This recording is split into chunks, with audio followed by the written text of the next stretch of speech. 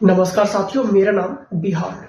397 post Uttar Pradesh में homeopath की निकली हुई है। ऑफिशियल सिलेबस आ चुका है। अब तैयारी करो सरकारी नौकरी वाली और एक स्टेबल और रिस्पेक्टेड जॉब ले। बुढ़ापा सुरक्षित हो जाएगा, साथ में फैमिली भी ग्रो कर जाएगी। अगर आप तैयारी कर रहे हैं होम्योपैथ की तो इस आसान से सवाल का सही जवाब दीजिए। क्वेश्चंस आपकी स्क्रीन के सामने है। क्वेश्चंस है, what is the limitation of drug proving, यानी कि औषध परीक्षण की सीमा क्या है। ऑप्शंस है आपके सामने। Option A, highly poisonous substances, यानी कि अत्यधिक विषैले पदार्थ। Option B, proving can not be extended with the gross pathological changes, परीक्षण को बड़े पैथोलॉजिकल परिवर्तनों के साथ विस्तारित नहीं किया जा सकता। ऑप्शन सी है, नॉन अवेलेबिलिटी ऑफ इडियोसिंक्रेटिक प्रूवर्स, यानी कि विशिष्ट परीक्षणकर्ताओं की अनुपलब्धता। बताइए इसका सही आंसर क्या होगा। या फिर option number D, none of the above, उपरोक्त में से कोई नहीं।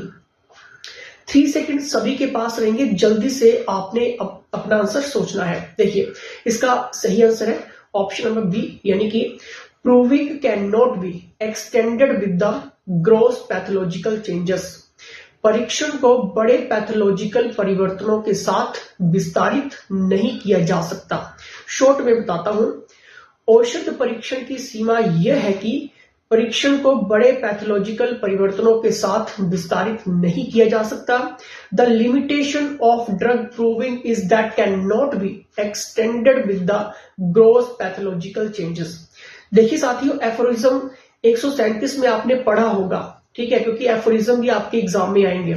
देखिए, अगर हम दवा को सही मात्रा और कुछ सीमाओं के भीतर इस्तेमाल करते हैं और इसे ऐसे व्यक्ति को देते हैं जो सच्चाई का प्रेमी, यानी कि लवर ऑफ ट्रुथ, संयमी, कोमल भावनाओं वाला हो और अपनी संवेदनाओं पर ध्यान देने वाला हो, तो दवा का मुख्य असर साफ दिखाई देता है। इस दौरान कोई अन्य अनचाहा असर या शरीर की प्रतिक्रिया नहीं होती है। लेकिन अगर दवा की खुराक बहुत ही ज्यादा दी जाती है तो कई अनचाहे प्रभाव सामने आते हैं। साथ ही मुख्य असर भी इतनी तेजी और तीव्रता से प्रकट होता है कि उसे सही ढंग से समझा नहीं जा सकता। ऐसे मामलों में दवा का ज्यादा प्रयोग खतरनाक भी हो सकता है और जो लोग मानवता के प्रति सहानुभूति रखते हैं वे इसे हल्के में नहीं लेंगे। ये आपने एफोरिज्म 137 में पढ़ा होगा। लेकिन एक प्रश्न पढ़ने से कुछ नहीं होने वाला है। अगर आपको घर बैठे होम्योपैथ की कंप्लीट तैयारी करनी है तो इसके लिए आप पेड कोर्स ज्वाइन कर सकते हैं। यूपीएससी होम्योपैथ के लिए ऑफिशियल सिलेबस के अकॉर्डिंग आपको live classes, recorded lectures, classes, test books, MCQ सब कुछ मिल रहा है। 100+ एस्पिरेंट्स ने ऑलरेडी ज्वाइन कर लिया है। सारी जानकारी के लिए व्हाट्सएप कर लेना 8278723715। अगर आपको डायरेक्ट मुझसे बात करनी है तो पहले व्हाट्सएप पे टीम मेंबर से टाइम ले लेना कि मैं कब अवेलेबल हूं। आपकी मेरी बात हो जाती है, लेकिन इसके लिए आपको टाइम लेना जरूर रहता है।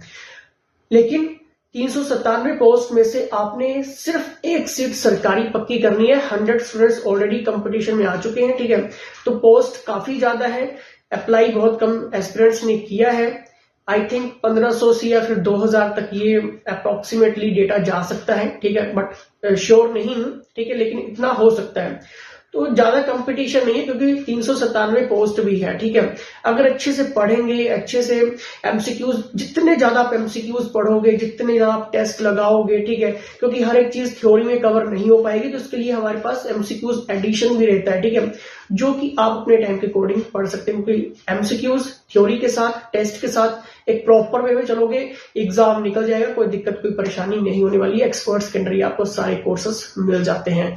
जब से व्हाट्सएप करिए और आज ही खुद को एनरोल करवाइए, समय बहुत कम है। धन्यवाद।